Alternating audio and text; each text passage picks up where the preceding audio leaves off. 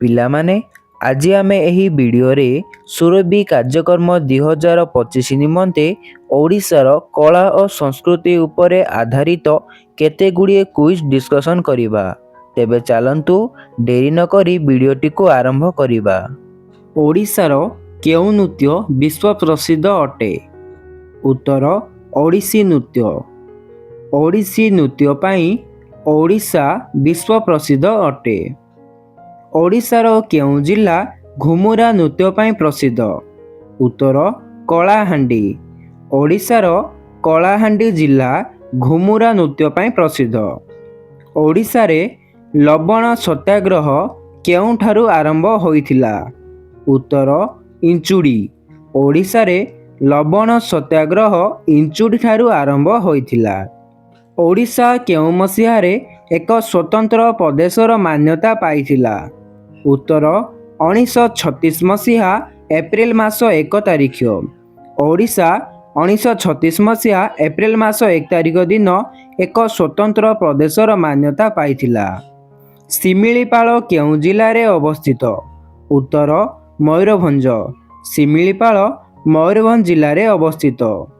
ଭାରତର କେଉଁ ଦିଗରେ ଆମ ଓଡ଼ିଶା ଅବସ୍ଥିତ? ଉତ୍ତର ପୂର୍ବ ଦିଗ। ଭାରତର ପୂର୍ବ ଦିଗରେ ଆମ ଓଡ଼ିଶା ଅବସ୍ଥିତ। ଓଡ଼ିଶାର ବ୍ଲକ ସଂଖ୍ୟା କେତେ?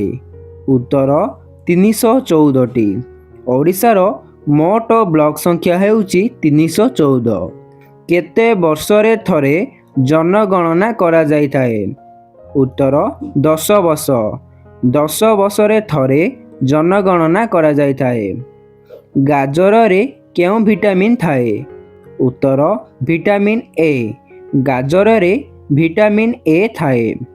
ମଣିଷ ଶରୀରରେ ରକ୍ତର ପରିମାଣ କେତେ? ଉତ୍ତର ପ୍ରାୟ 5 ଲିଟର। ମଣିଷ ଶରୀରରେ ରକ୍ତର ପରିମାଣ ହେଉଛି ପ୍ରାୟ 5 ଲିଟର। ପୃଥିବୀକୁ ସୂର୍ଯ୍ୟଙ୍କ ଚାରିପଟେ ବୁଲିବା ପାଇଁ କେତେ ସମୟ ଲାଗିଥାଏ? ଉତ୍ତର 365 ଦିନ 6 ଘଣ୍ଟା 9 ମିନିଟ। ଗଣିତର ଜନକ କିଏ?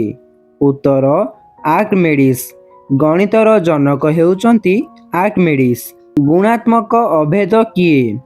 ଗୁଣାତ୍ମକ ଅଭେଦ ହେଉଛି 1। ଶେଷ ପ୍ରଶ୍ନ, ଜଗନ୍ନାଥଙ୍କ ରଥର ନାମ କ'ଣ? ଯଦି ଉତ୍ତରଟି ଜାଣିଛନ୍ତି ତେବେ କମେଣ୍ଟ ବକ୍ସରେ ଦିଅନ୍ତୁ।